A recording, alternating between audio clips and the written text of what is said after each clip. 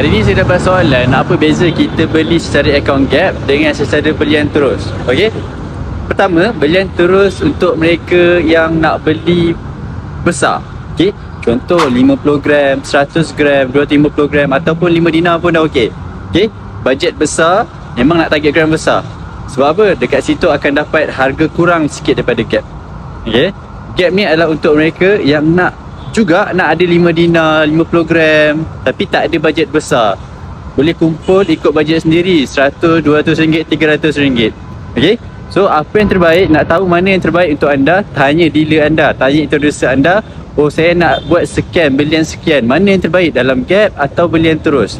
Okey? So kalau ada bajet besar, buatlah belian terus. Dapatlah, kalau 50 gram dapatlah beza 100, 200 daripada account gap. Okey?